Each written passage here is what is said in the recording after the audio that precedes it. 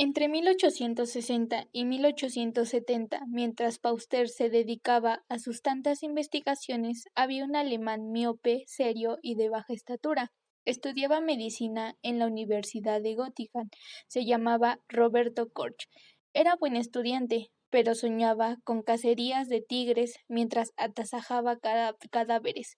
El sueño de Koch era ser explorador o médico militar para ganar cruces de hierro o por lo menos médico naval para tener la oportunidad de visitar países remotos, pero después de recibirse tuvo que hacer su internado en un poco interesante manicomio de Hamburgo.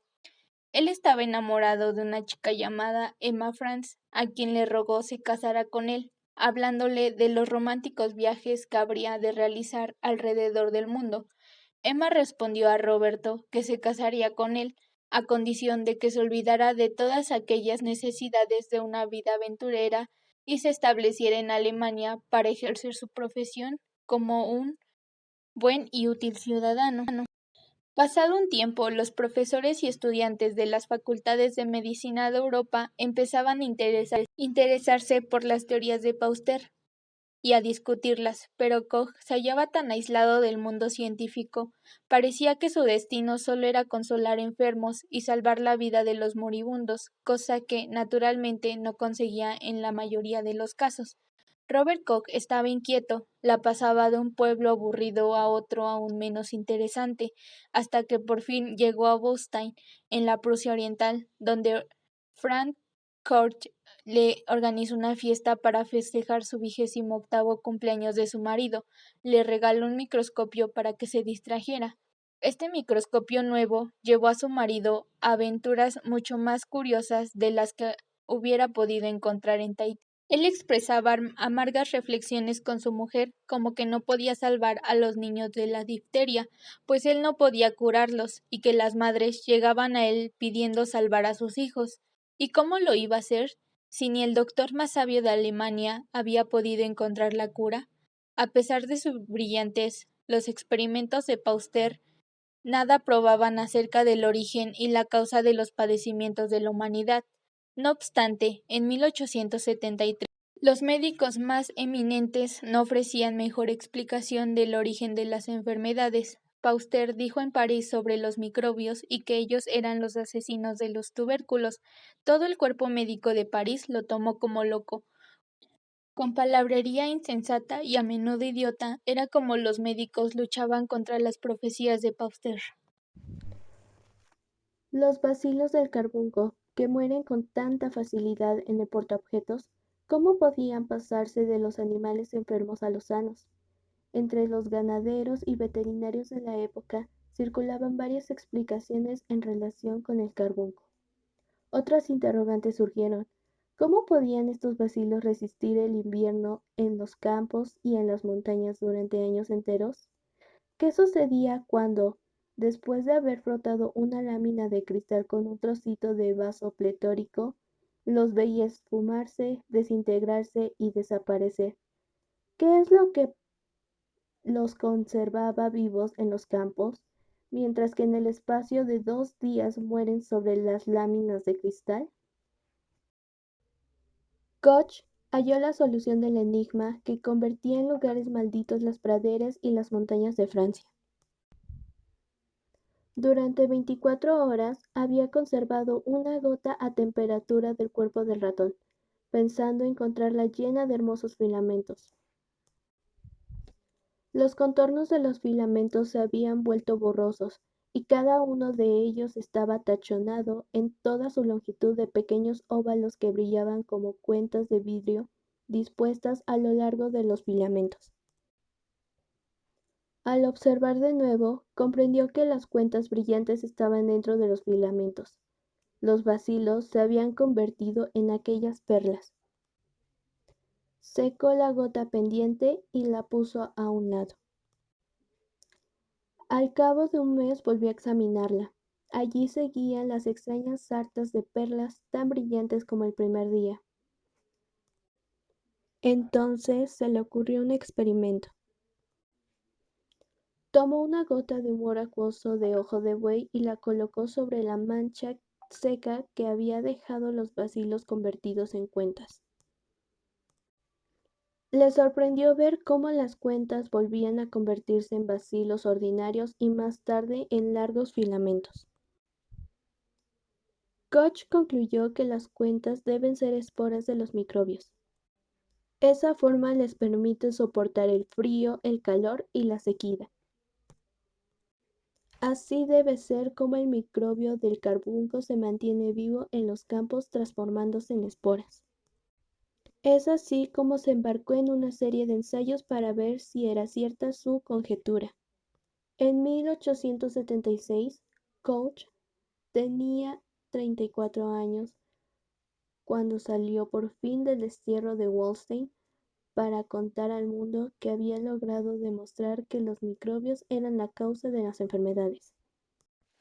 El profesor Kohn, asombrado ante los experimentos que Koch le había anunciado por carta, se recreaba pensando en la sorpresa que este médico rural iba a causar ante las eminencias de la universidad.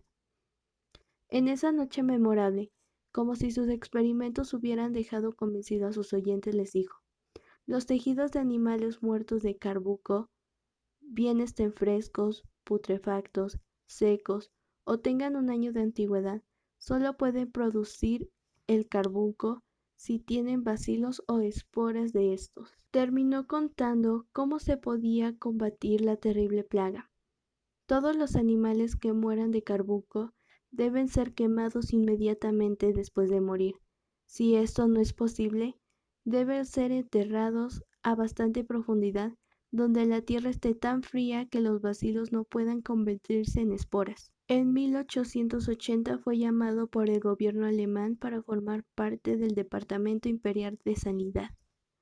Le dieron un hermoso laboratorio con una riqueza de aparatos, 2 ayudantes y dinero suficiente para poder pasar 16 o 18 horas diarias en él.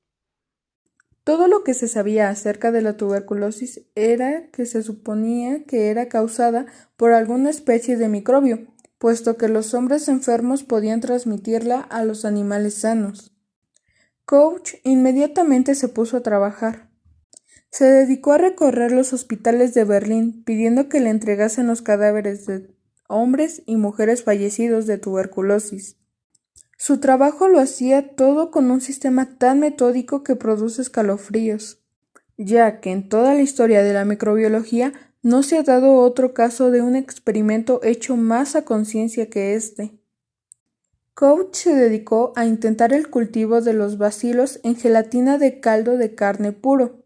Con gran acierto empleó pulmones atacados de conejillos de indias, que al multiplicarse pudieran destruir los delicados gérmenes que él creía que eran los causantes de la tuberculosis.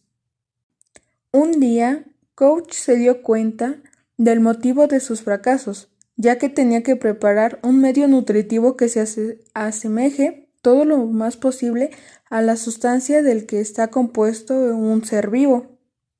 Y así fue como Koch inventó su famoso medio de cultivo, la gelatina de suero sanguíneo. Para las carnicerías le proveyeron el suero fresco, color pajizo, procedente de la sangre coagulada de las vacas sanas recién sacrificadas. Koch vertió el suero en una docena de tubos de ensayo largos y estrechos, colocándolos inclinados, para que se presentara una mayor superficie donde sembrar los tejidos procedentes de animales tuberculosos. Después de realizar esta acción, con gran ingenio calentó cada tubo lo suficiente para que el suero solidificase. En la mañana del día 15º encontró cubierta de pequeñas motas brillantes la superficie aterciopelada de la gelatina de suero. Entonces se dio cuenta que allí estaban los mismos bacilos que habían descubierto en un principio en los pulmones de un obrero víctima de la tuberculosis, dando así el primer éxito confirmado después de meses de intensa labor experimental.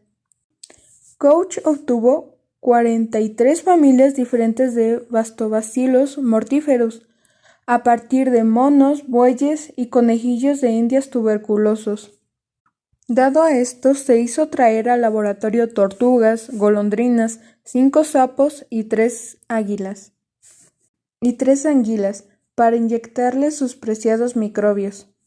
Las inyecciones no produjeron daño alguno a estos animales, que en su estado natural no contraen la tuberculosis.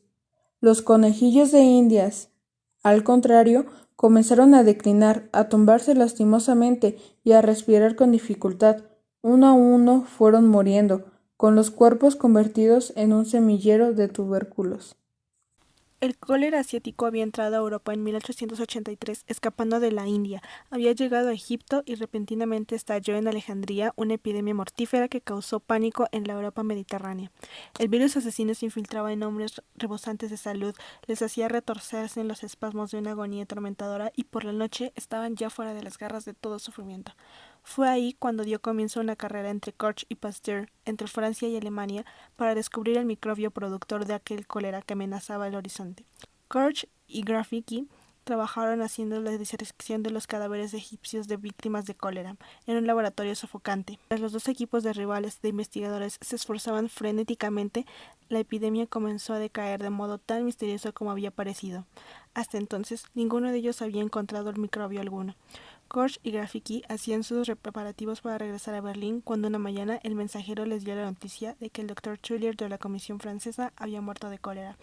Koch se apresuró a regresar a Berlín llevando unas cajas misteriosas con preparaciones teñidas con poderosos colorantes, preparaciones que encerraban un curioso microbio de la misma forma de una coma. Koch presentó un informe al Ministerio de Interior en el que decía: en todos los casos de cólera he encontrado el mismo microbio, pero no he podido comprobar que sea el causante. Envíeme usted a la India, en donde siempre hay cólera latente, pues lo que hasta ahora he descubierto justifica esta petición mía. Koch encontró su bacilio coma en cada uno de los 40 cadáveres que examinó. Descubrió el mismo bacilio puro, en gelatina de caldo de carne, y una vez que lo tuvo aprisionado en los tubos, estudió las costumbres de esta planta microscópica y malintencionada. Koch regresó por fin a Alemania y fue recibido como si fuera un general que retorna victorioso de la guerra.